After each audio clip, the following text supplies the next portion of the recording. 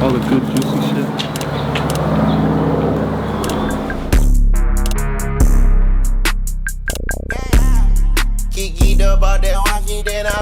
Been abandoned for. I don't know. I feel like they passed away and then they just kind of like trying to figure out what to do with it in the cellars. It went to probate. Probate? Oh. It's in probate right now, yeah.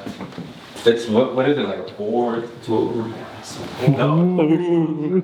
Obviously the comps, if there's a way, because what I was looking at yesterday, like if there's a way for us to keep it as a 3-1 and be able to just do some quick ass shit to turn it around faster, the profit margins are relatively the same as a 3-1 if we just cleaned up the basement, even if we didn't redo the permitting, because someone else will see the basement like nicely cleaned up and they're gonna either wanna rent it unpermitted or they're gonna wanna go through that process themselves.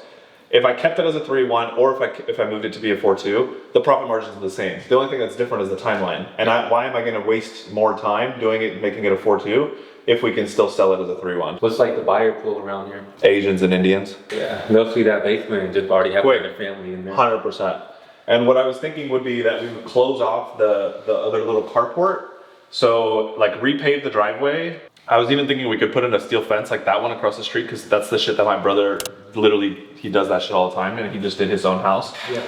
I think he told me his own house was like 12 grand. It cost him like materials and labor to actually do something, because someone's gonna want to use the front yard for sure. Like if they have kids, they're gonna want to use the front yard. The backyard's way too small, so I have to make it look clean as far as like having a huge driveway and having the front gate. That was like my vision of what I was seeing.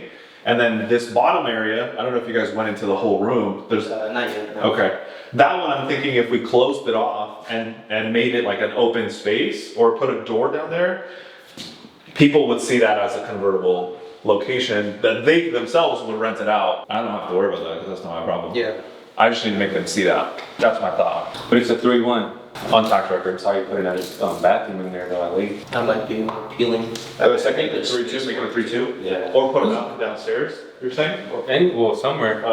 Yeah. I feel like you can even take up this for the bathroom and relocate the door, Oh, I see. because you're gonna have to redo the stairs anyways. Yes. So you can create sort of like a front approach with a little side. I mean, I think you can put a bathroom in here pretty easily, even if it's a small one for I a see. master suite. Yeah. To kind of extend that space Yeah. on the other side. This, I mean, being honest, voyeurs are nice if the house is big. It's not really like a massive need house, it. so people don't really need it. Yeah. It's kind of like dead space. You're putting an offer, you're going to? We already put in an offer. They have multiple offers. They had multiple offers up to 800,000. I put in an escalation clause that would put us $1,000 over the highest offer, not to go over 850. Then they sent out a seller multiple counter offer. So they want us to submit like highest and best offers by tomorrow, and with no contingencies. So I'm not trying to put a $25,000 deposit at risk unless I know that it's a slam dunk deal. Yeah. And you're thinking of just trying to leave everything same layout? Kitchen, location? Whatever would make the timeline shorter, I think is ultimately what I'm kind of thinking. This part would probably open it though. I think this we can probably open to make the kitchen or something. I mean, to make something bigger, right? Like I don't feel like it needs to be as closed off as it is. Real party. So big tomorrow. It's about to be a real bidding war up in here. Yeah, we got hella movement. This is about to be one You know, Detas, just put your ass cheeks to the window. Scare them off. Doesn't say that in the handbook. Hit 'em with the glute spread. Show them the hennies. Show them you've been working out. But then they wouldn't have hookups. So. No, you should leave this as like a little office. This one? Okay. Put like a pocket door here. Actually, no, that won't work if we put a beam on this side. I mean, you don't have to do the beam. You could remove a good portion of the wall and that would be Open. sufficient and more open. Yeah.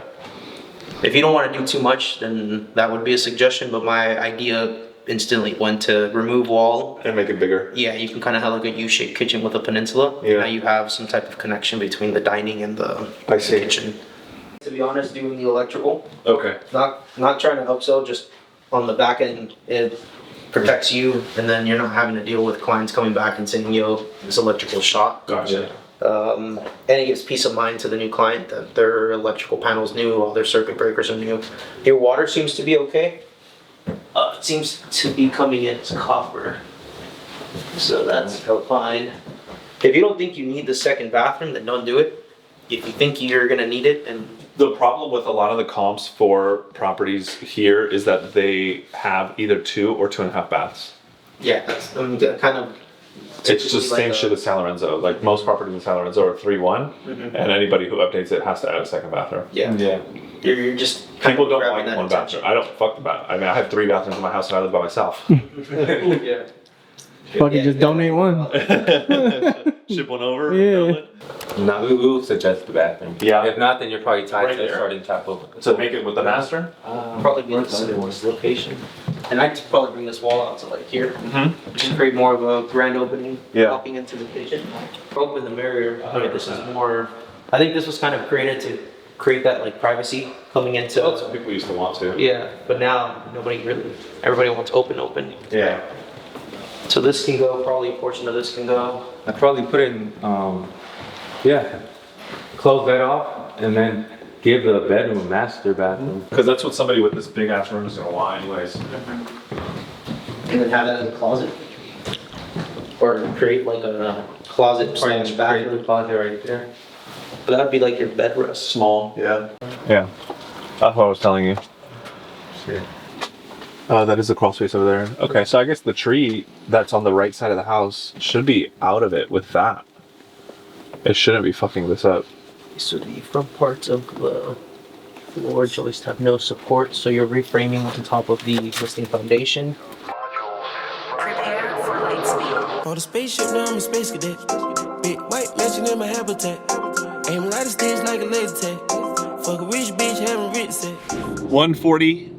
1:41 p.m. The continuation on the series of turning this haunted house into a 6-figure profit. So I came to look at it with some contractor friends of mine who are actually old clients of mine, and overall just trying to get an idea of like what it is that we can do project-wise and kind of the different design aspects of how we can move this around. There's a lot of potential, at least for like this kind of market, because of the fact that the properties here are more expensive just in general. The people that buy real estate here, they're just more expensive properties. And it's a lot of work though. Like at least just in general from everything that I'm seeing, it's a lot of work compared to what I'd prefer to do. Like originally I was wanting to get into a flip project that was gonna be like a $50,000 to $100,000 renovation, like super fast cosmetic, turn it back around, throw it on the market, sell it, and we're good to go. But I'm realizing that for that, it's going to be significantly harder to make 6-figure profits, because those people I'm also competing, like as a flipper, I'd also be competing with the buyers who are trying to live in that house themselves. And the thing is with those kinds of purchases, like those people are willing to overpay. And in this market, at least here in the San Francisco Bay Area, there's always going to be people who overpay. So that's kind of the thing that I'm realizing as I'm like looking over at everything. We're about to go get some barbecue, talk through some more of the details, and see if we can get some more itemized bid breakdowns. We have the deadline for tomorrow. We got a seller multiple counter offer, which is basically when a seller receives multiple offers, instead of sending a counter offer to like the individual buyers, they just send one counter offer to everybody and say, give us your highest and best offer, and then we'll make a decision on what we want to do.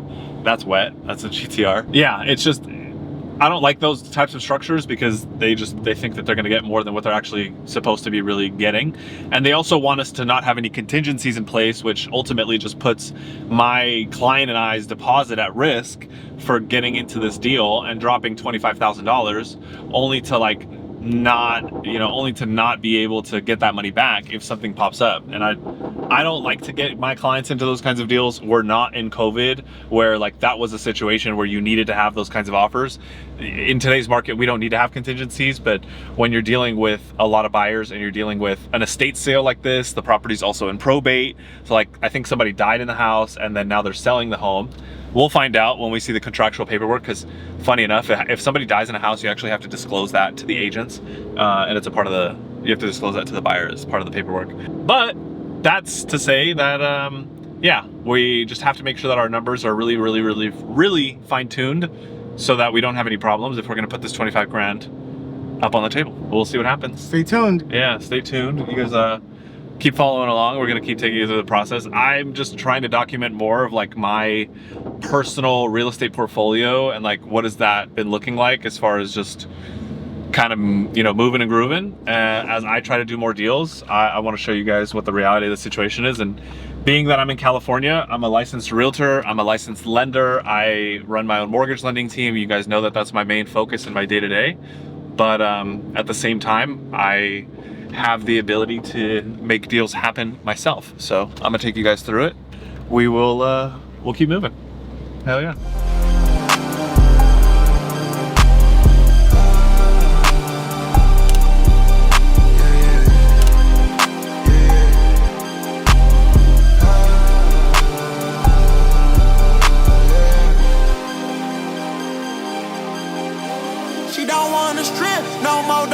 Kind of the way that I would frame the response, if that makes sense. If you want to send a draft, I'll approve it.